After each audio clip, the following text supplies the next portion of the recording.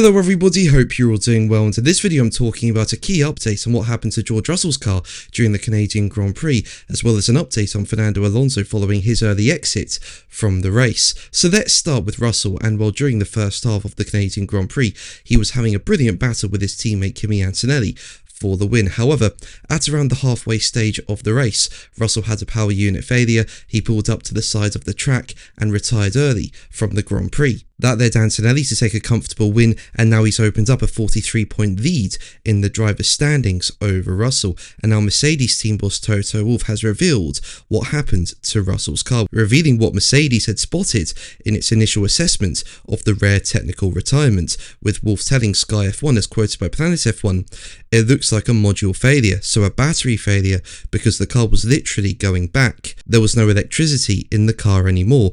As a team, we've had so many situations where it was bittersweet. You're extremely happy for one driver and deserving, and then you feel gutted for the other one. So that is difficult, but in any case, Kimi has done a splendid job and deserves the win, but George, it was a shame. He was in the lead of the race." Now make sure to subscribe so you don't miss my Formula 1 content and are kept up to date with F1 news. I've just reached 51,000 subscribers and all your support means so much to me. Thank you so much for it. So let's move on to Fernando Alonso, and he did not have a good weekend in Canada. I mean, he retired in the sprint race, and then with little chance of making progress due to rain or safety cars in the main Grand Prix, Alonso retired from the Canadian Grand Prix after completing just 23 laps. So why did Alonso retire? Well, it was to do with a seat issue. Alonso experienced this during Saturday's sprint race, and Aston Martin tried to address it for the main Grand Prix on Sunday. However, that did not work. And Alonso says he retired from the race on Sunday to stop the pain, with Alonso saying, as quoted by Crash.net, "We had this seat issue where I feel more and more uncomfortable with the laps. The position doesn't feel the right one. And yeah,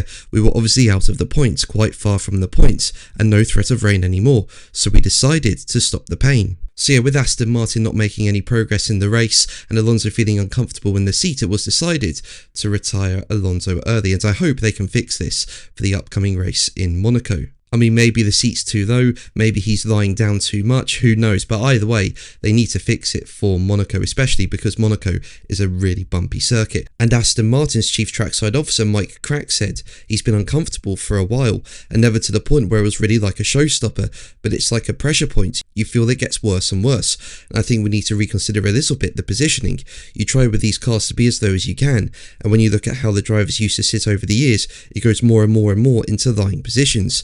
We need to check. Maybe we've done a step too far, but it's something we need to check. I think we need to reconsider maybe a little bit, going back to how we've been in the past. But that's going to be the video from me. Thank you ever so much for watching. Make sure to like and subscribe for more videos, and until the next one, take care.